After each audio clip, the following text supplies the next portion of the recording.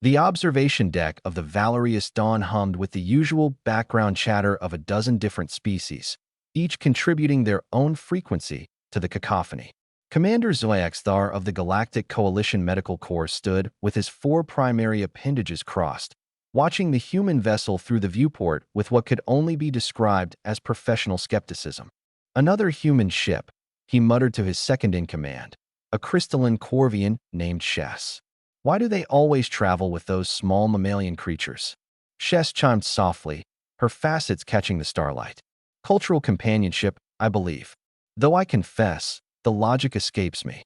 The human ship, a modest civilian transport called the Wandering Star, had requested permission to dock for routine resupply. Standard procedure. Nothing remarkable. Yet something about this particular vessel had caught the attention of every medical officer in the fleet that IT had started 3 cycles ago. Dr. Sarah Chun hadn't expected her routine cargo run to the Epsilon station to become galactic news. She was a xenobiologist by training, not a diplomat, and certainly not a medical revolutionary.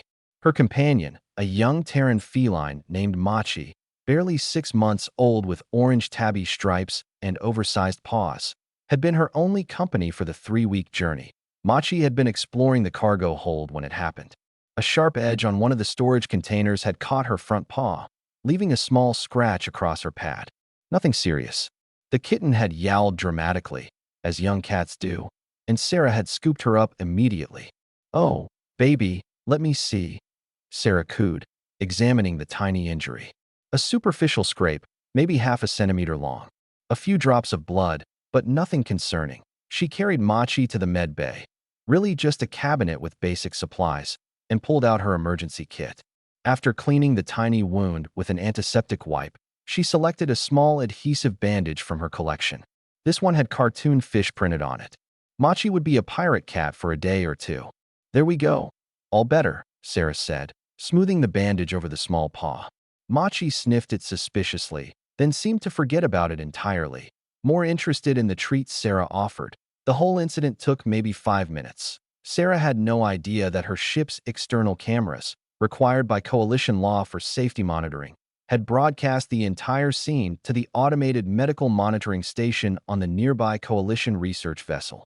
"Play it again," Commander Zyaxthar demanded. For the 7th time, the holographic display showed the human female examining the small feline cub. The wound was visible. Minor, yes, but still an open laceration. In the galactic medical community, even minor wounds were serious business. Infection protocols, cellular regeneration therapy, sterile field establishment.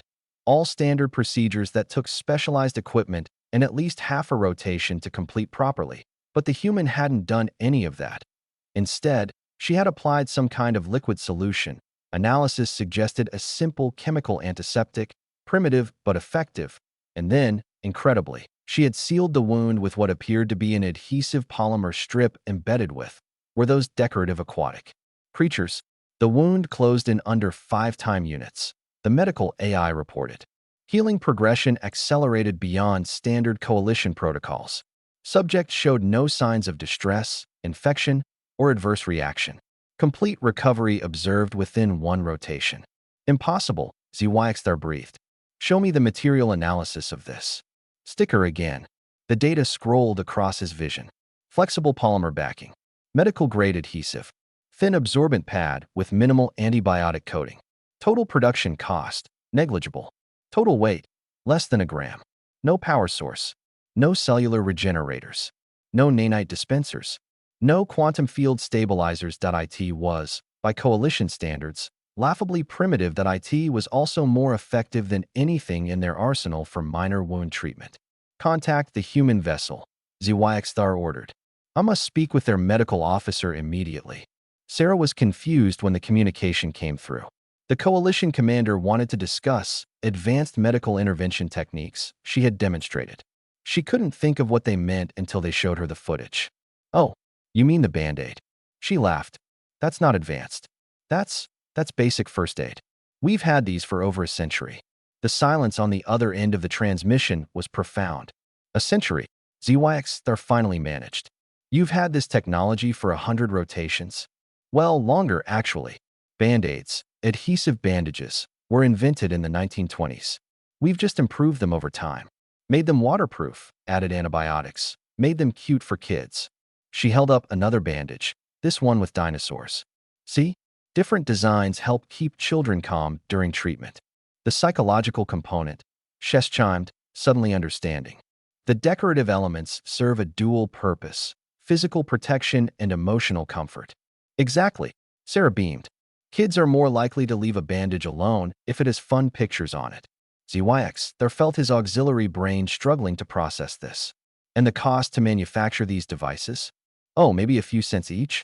They're designed to be disposable, single-use. Everyone keeps them at home, in their vehicles, in their bags. Basic emergency supply. Everyone. Sure. You can buy a box of 100 for maybe $5. We even have them in different sizes for different injuries.